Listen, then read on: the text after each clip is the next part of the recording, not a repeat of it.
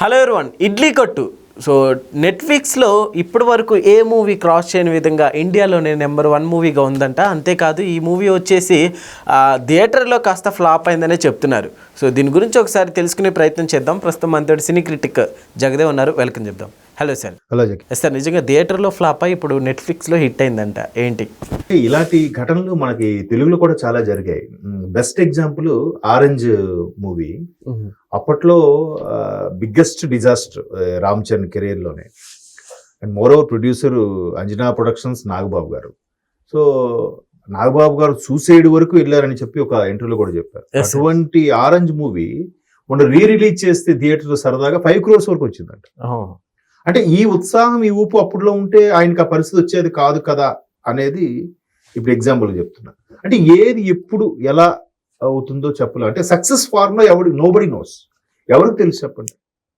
Of course Rajamouli గారు 1కి 10 సార్లు ఇలా ఉంటేనే బాగుంటుందా, అలా ఉంటేనే బాగుంటుందా, ఇలా అయితేనే ప్రేక్షకులు యాక్సెప్ట్ చేస్తారని చెక్కుతూ టైం తీసుకొని చేస్తున్నాడు కాబట్టి మేబీ సక్సెస్ కొడుతున్నారేమో. దానికి కూడా పూర్తి ఫార్ములా ఎవరికి తెలియదు. ఎందుకంటే ఈవెన్ రాజమౌళి గారి సినిమా సై, అలాగే మర్యాద రామన్న ఒక మోస్తరుగా ఆడే. సై యావరేజ్ గా ఆడింది, మర్యాద రామన్న పర్వాలేదు అనిపించుకుంది తప్ప బ్లాక్ బాస్టర్ కాదు మిగతా వాటితో పోల్చితే. బాహుబలి, RRR అలాంటి వాటితో పోల్చితే. ఇకపోతే అలాంటి ఎగ్జాంపుల్స్ చాలా ఉన్నాయి. అయితే ఇప్పుడు లేటెస్ట్ గా మీరు అడిగిన దానికి ఏంటంటే, తమిళ్లో ధనుష్ డైరెక్షన్ లో, ధనుష్ రైట్స్ అండ్ ప్రొడక్షన్ కూడా అయిందే, ఇడ్లీ కొట్టు. దానికి అంటే అది కాన్సెప్ట్ ఏంటంటే, మామూలుగా ఒక ఇడ్లీ కొట్టు వాడు, ఒక తల్లిదండ్రి ఇడ్లీ అమ్ముకొని వీళ్ళు పెంచి పోషిస్తారు. కొడుకు ఏం చేస్తాడంటే, అరే మా నాన్న చేతి వంటతో సక్సెస్ అయిన ఇడ్లీని ప్రపంచవ్యాప్తం చేయాలనుకొని ఫ్రాంచైజీ లాగా డెవలప్ చేసుకొని చేస్తారు. బట్ వాళ్ళ నాన్న చేసిన టేస్ట్ అన్నిట్లో రాదు, బట్ ఆ బ్రాండ్ ఇమేజ్ తో వెళ్ళిపోతుంది. ఫైనల్ గా ఇది కాదు మన సొంతూరు, మన మూలాలు ఇదే కదా ముఖ్యం అనుకుని రియలైజబుల్ బ్యాక్ వస్తాడు. అది స్టోరీ. అది మన తెలుగులో కూడా రిలీజ్ అయింది. ధనుష్ ప్రధాన పాత్రలో ఇచ్చారు. ఆయన రాజ్ తరుణ్ తండ్రిగా చేశాడు. రాజ్ తరుణ్ ఏదో అలాగే వస్తుంది. ఆయన తమిళ్లో మనకి రావు రమేష్ లాంటి క్యారెక్టర్స్ ఎలాగో ఆయన తమిళ్లో బాగా ఫేమస్. సో ఆయన తండ్రిగా చేశాడు.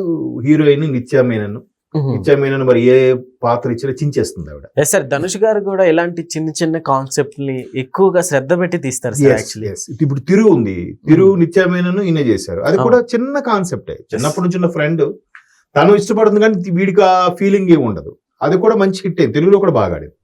సో ఇడ్లీ కొట్టు మనకు తెలుగులో కానీ ఈవెన్ తమిళ్లో కూడా సరిగ్గా ఆడలేదంట. రెగ్యులర్ కాన్సెప్ట్ లాగా ఉందని అనుకున్నారు.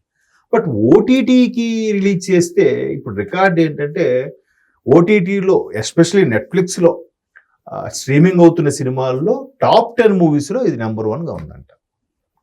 అసలు 100 కోట్లు బడ్జెట్తో తీశారు. అంటే క్యాస్టింగ్ కానీ లొకేషన్ షూట్ చేయడం అన్నీ కూడా అయింది. బట్ అన్ని కలిపి వరల్డ్ వైడ్గా 70 crores ఎంతో వచ్చిందంటే 30 crores లాసే కదా. ఇప్పుడు అది నెంబర్ 1గా స్ట్రీమ్ అవుతుంటే ఎంత అద్భుతం అండి. అసలు ఎవరైనా ఊహిస్తారు ఎలాగా? ఎందుకు హిట్, ఎందుకు ఫట్ అని కూడా చెప్పలేము. ఇప్పుడు అది కూడా ఒక ఇండియాలోనే కాదంట, పాకిస్తాన్, మన శత్రు దేశం పాకిస్తాను, బంగ్లాదేశ్, మలేషియా, మాల్దీవ్స్, నైజీరియాలో కూడా, మనకి ఇక్కడ ఓల్డ్ సిటీలో ఎక్కువగా నైజీరియాలో కనిపిస్తూ ఉంటారు. అలాంటి ఆఫ్రికన్ కంట్రీస్ నైజీరియాలో కూడా బ్రహ్మాండంగా స్ట్రీమింగ్ అవుతుందంట. అంటే అది చెప్తున్నాను కదా, ఆడియన్స్ పల్స్ మేబీ ఆ సర్కమ్స్టాన్సెస్, అప్పుడున్న పరిస్థితుల మీద కూడా డిపెండ్ అయి ఉంటుందేమో అనిపిస్తుంది నాకు. ఎందుకంటే కలేజా మూవీ కూడా మహేష్ బాబు గారు, త్రివిక్రమ్ గారు కాంబినేషన్ లో వచ్చిన ప్రతి సినిమా కూడా ఒక ఆణిముత్యమే. అఫ్ కోర్స్ గుంటూరు కారం ఎందుకో సరిగ్గా పేలలేదు. అంటే తల్లి కొడుకుని విడిచిపెట్టి ఉండడము అనే కాన్సెప్ట్ ఎందుకో జనాలకి సరిగ్గా ఎక్కలేదు.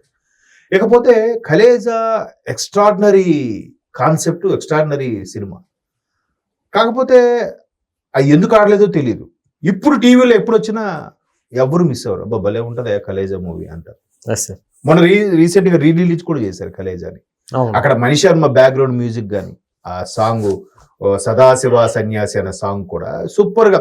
అంటే తర్వాత చాలా మంది విశ్లేషకులు, విమర్శకులు చెప్పింది ఏంటంటే, ఇదే కలేజా కొద్దిగా మహేష్ బాబు అప్పటికి పోకిరి, అతిథి లాంటి బ్లాక్ బాస్టర్లు ఇచ్చిన టైంలో ఆ హెయిర్ స్టైల్, అదే స్మార్ట్నెస్ తో కొద్దిగా సీరియస్ గా తీసుంటే సినిమా హిట్ అయ్యేదేమో కంప్లీట్ గా కామెడీ ఎలివేషన్ తో చేసి అప్పటికప్పుడు సెట్స్ లోకి వచ్చాక డైలాగ్స్ రాసుకొని చేయడం వల్ల జనాలు కొద్దిగా డిసప్పాయింట్ అయ్యారేమో, అందుకే ఆడలేదేమో అనేది కూడా చాలా మంది అభిప్రాయపడ్డారు. మోరోవర్ ఆ సినిమా సంగీత దర్శకులు మణిశర్మ కూడా ఏదో ఇంటర్వ్యూలో కూడా చెప్పుగా చూశాను, నేను ఇప్పుడు సినిమా మ్యూజిక్ పరంగా ఫెయిల్ అవ్వలేదు, సినిమా ఆడకపోవడం వల్ల నేను బ్యాక్ అవ్వాల్సి వచ్చింది. నేను ఇప్పుడు అది cinema biggest musical hit, Sadasiva Sanyasi ఆ సాంగ్ కానీ ఇంకో 2-3 సాంగ్స్ ఉంటాయి, ఆ ట్యాక్సీ సాంగ్ ఇవన్నీ కూడా. అంటే ఇంత హిట్ అయినా సినిమా హిట్ అవ్వకపోవడం వల్ల నేను వెనకపడ్డాను అని చెప్పి కూడా ఆయన కొన్ని సందర్భాల్లో వాపోయారు.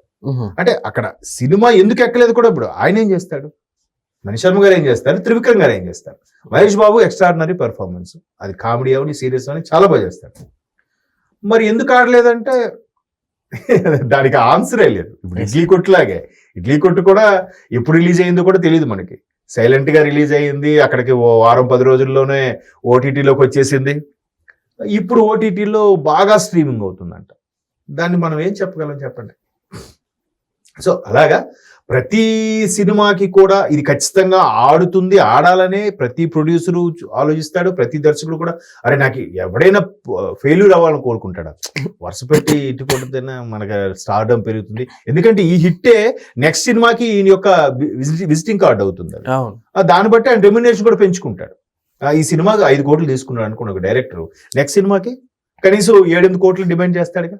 ఏది ఈ సినిమా హిట్ అయితే, హిట్ అవ్వకపోతే ఎవరికైనా అంతే కదా, హిట్ అవ్వట్లేదు అంటే ఇంకా మరి ఆడి చుట్టూ ఎవరు తిరగరు, ఏ హీరో రాడు, ఏ ప్రొడ్యూసర్ రాడు, ఈవెన్ హీరోకైనా అంతే.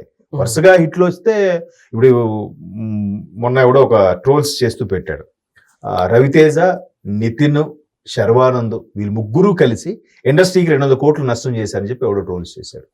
మ్యాటర్లోకి వెళ్తే వరుసగా రవితేజ గారివి 6-8 ఫ్లాపులు ఉన్నాయి, అందులో మధ్యలో మజాకా సినిమా ఒకటే ఆడింది, మిగతావన్నీ వరుస పెట్టి పోయాయి. అదేంటిది స్టూవర్ట్పురం నాగేశ్వరరావు ఏదో అదే విలన్ స్మగ్లర్ నాగేశ్వరరావు ఏదో సినిమా ఒకటి వచ్చింది, అది పోయింది. తర్వాత వరుసగా అన్ని సినిమాలు పోయాయి కదా ఈ మధ్యకాలంలో. ఈ మాస్ మహారాజ్ కూడా సరిగ్గా ఆడినట్లేదు. సో అలా వరుసగా చాలా పోయాయి. ఆయనది ఎవరు మన ఫుల్ బేడ్ తో ఉంటాడు ఒక సినిమాలో, ఒక ఇంట్లోనే ఉంటూ రవితేజ చేస్తాడు, అది సరిగ్గా ఆడలేదు. నితిన్ కూడా వరుసగా ఎక్స్ట్రాడినరీ మ్యాన్ ఇవన్నీ కూడా వరుసగా ఫెయిల్యూర్ వస్తున్నాయి. శర్వానంద్ కూడా సరిగ్గా ఏం ఆడట్లేదు. అది వాళ్ళు కూడా కావాలని ఫెయిల్యూర్స్ ఇస్తారా? కొన్ని సందర్భాలు ఎందుకు హిట్ అవుతాయి కూడా తెలియదు. అరే ఈ సినిమా చూస్తే ఏముందిరా, ఎందుకంత ఆడేసింది అనిపిస్తూ ఉంటుంది కదా. ఇప్పుడు కొన్ని మంచి సూపర్ ఉందే సినిమా ఎందుకు ఆడలేదు అనిపిస్తూ ఉంటుంది. సో కాబట్టి అది ఆడియన్స్ పల్స్ కూడా అప్పుడున్న పరిస్థితులు బట్టి, వాళ్ళ మూడు బట్టి, మేబీ పిల్లలకి వరుసగా సెలవు ఉండే దాన్ని బట్టి కూడా ఒక్కోసారి సినిమా హిట్ ఆఫ్ అని డిసైడ్ అవుతుంది. కొన్నిసార్లు సినిమా హిట్ ఉండదు, బట్ కలెక్షన్స్ మాత్రం భయంకరంగా వచ్చేస్తాయి.